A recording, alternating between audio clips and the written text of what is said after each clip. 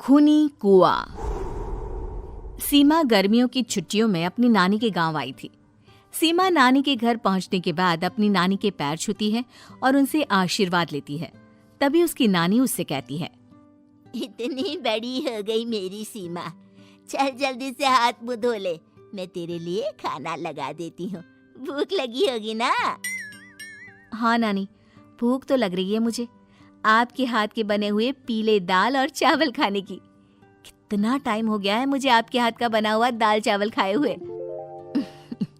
तू तो नौकरी में व्यस्त थी, तो तुझे कहाँ से टाइम मिलेगा अपनी नानी के लिए? और जब इतने टाइम बाद आई है तो ज्यादा टाइम के लिए रुक कर जाएगी तू। हाँ नानी, इस बार पूरे 2 महीने के लिए आई हूँ। सीमा की नानी अंदर जाकर उसके लिए खाना बनाने लगती है। सीमा कमरे में अकेली होती है, तभी उसे किसी औरत के रोने की आवाज सुनाई देती है। वो कभी खिड़की से बाहर झांकती है तो कभी दरवाजे से बाहर झांकती है। उसे समझ में नहीं आ रहा होता है कि आखिर रो कौन रहा है। तभी नानी खाना लेकर आ जाती है। वो अपनी नानी से कहती है, नानी, कोई औरत रो रही है क्या? मैं जब से यहाँ आई हूँ तब से मुझे यहाँ किसी औरत की रोने की आवाज आ रही है। हे भगवान, कहीं ये वही तो नहीं? बोलो ना नानी। अरे कोई नहीं रो रहा, ये तेरे मन का वहम है। और तू ना अब खाना खा ले, ज्यादा यहाँ वहाँ की बातों में ध्यान मत दिया कर। जल्दी से खाना खा और फिर मेरे साथ आ जा मेरे कमरे में, दोनों बैठकर खूब सारी बातें करेंगे। ऐसे ही अगले दिन सीमा अपनी नानी के साथ गांव के बाजार जा रही होती है। उसी रास्ते में फिर से किसी औरत के रोने की आवाज आती है। वो अपनी नानी से कहती है, अरे नानी, क्या सच में तुम्हें अभी भी किसी औरत की रोने की आवाज नहीं सुनाई दे रही? मुझे किसी औरत की बहुत बुरी तरीके से रोने और चीखने की आवाजें आ रही हैं। मैं बहुत परेशान हूँ नानी, आखिर ये कौन है? मुझे लगता है कि सीमा को शहर भेज देना चाहिए, यहाँ रहना उसके लिए ठीक नहीं। नानी बोलो ना, आप चुप क्यों हो जाते हो? सीमा, तू घर चल, मुझे तुझसे बहुत जरूरी बात करनी है। नानी सीमा को घर ले आती है और सीमा से कहती है, सीमा, कल सुबह तू शहर वापस चली जाएगी। अरे अचानक? आखिर क्या बात है नानी, आप मुझे ऐसे जाने को क्यों कह रही हो? मैं बस जो कह रही हूँ उस पर ध्यान दे।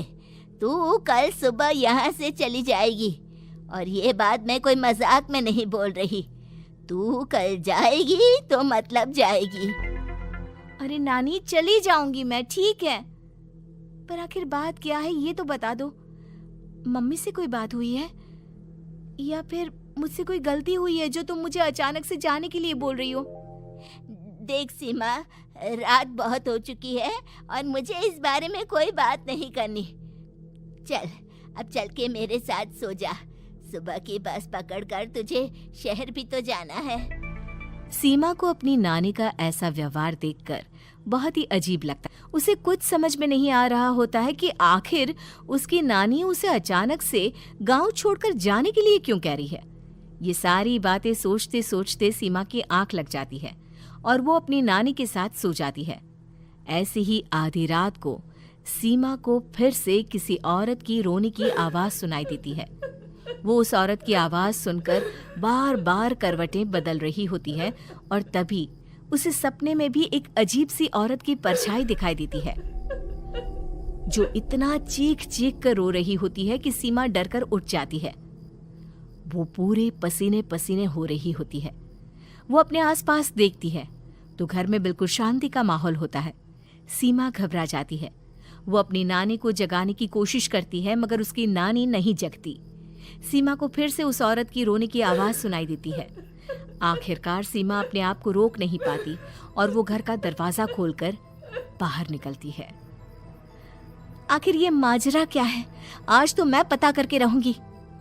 अब आवाज का पीछा करते हुए सीमा आधी रात को गांव के चौपाल के पास बने कुएं के पास पहुंच जाती है, जहां कुएं की चारों ओर बेड़ियां लगी होती हैं उन बेड़ियों में लगे हुए ताले के साथ एक लाल रंग का कपड़ा और माता रानी का कलावा बंधा होता है। उस कुएं में से सीमा को किसी के रोने की आवाज आती है। सीमा परेशान हो जाती है। इस कुएं में कौन है? कौन है यहाँ? सुनो, कौन है? कौन रो रहा है? वो चिल्ला चिल्ला कर पूछती है और साथ ही लोगों को जगाने की कोशिश करती है, मगर किसी को भी उसकी आवाज सुनाई नहीं देती। अब सीमा खुद उस कुएं के पास की बेड़ियों और तालों को खोलने की कोशिश करती है और किसी तरह कुछ देर की मशक्कत के बाद सीमा उसको खोल भी देती है। और जैसे ही वो कुआं खोलकर उसके अंदर झांकती है, सीमा उस कुएं में गिर जाती है। इतने में उसकी नानी की नींद भी खुल जाती है और सीमा को पास ना देखकर नानी परेशान हो जाती है। नानी घबराकर पूरे घर में उसे ढूंढने की कोशिश करती है, जिसके बाद उसकी नानी और सभी लोग उस खूनी कुएं के पास जाते हैं और सीमा की नानी कुएं के पास खड़ी होती है। सभी गांव वालों और सीमा की नानी को सीमा के चिल्लाने की आवाज आती है। बचाओ, कोई मुझे बचाओ। मेरी बच्ची, हम आ गए, हम तुझे बचा लेंगे। नानी, मुझे यहाँ बहुत डर लग रहा है। यहाँ इंसान की कटी हुई मुंडिया, हाथ, पैर और कंकाल है और खून भी है। नानी, मुझे डर लग रहा है। आप सब मेरी मदद कीजिए, नहीं तो ये खूनी कुआं मेरी बच्ची को भी खा जाएगा। अरे मुझे तो ये समझ में नहीं आ रहा कि आखिर इस खूनी कुएं को खोला किसने। सालों पहले इसको इतनी मुश्किलों के बाद तांत्रिक बाबा ने बंद किया था। अरे पूरा गांव खूनी कुएं के बारे में अच्छे से जानता है, तो कोई भी जानबूझकर तो ऐसा करेगा नहीं। मतलब किसी ने अनजाने में इसे खोल दिया है भैया। सीमा को इस बारे में मालूम नहीं था और जब से वो यहाँ आई थी तभी से उसे किसी औरत के रोने की आवाजें भी सुनाई दे रही थी। कहीं सीमा ने ही तो उसे नहीं खोला। अगर ऐसा है तो फिर सीमा का बचना बहुत मुश्किल है। वहीं कुएं के अंदर सीमा रोते हुए बैठी होती है कि उसे आवाज सुनाई देती है जो कुएं के बाहर खड़े गांव वालों में से किसी को सुनाई नहीं देता। आज सालों के बाद मुझे ताजा खून मिलेगा। तेरा खून पीकर आज मैं अपनी प्यास बुझाऊंगा।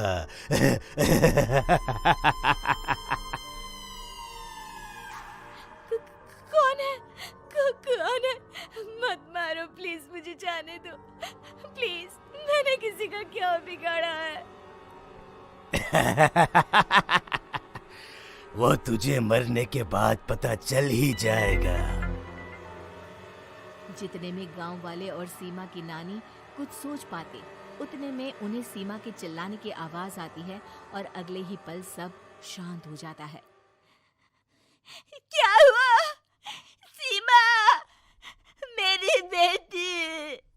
माफ करना बहन, लेकिन अब सीमा वापस नहीं आएगी। हमें एक बार फिर से कुएं को बंद करना होगा। गांव वाले तभी तांत्रिक को बुलाकर लाते हैं। एक बार फिर अपनी शक्ति से तांत्रिक बाबा उस कुएं को हमेशा हमेशा के लिए बंद कर देते हैं और वहां एक बोर्ड लगा दिया जाता है कि यहाँ आना मना है।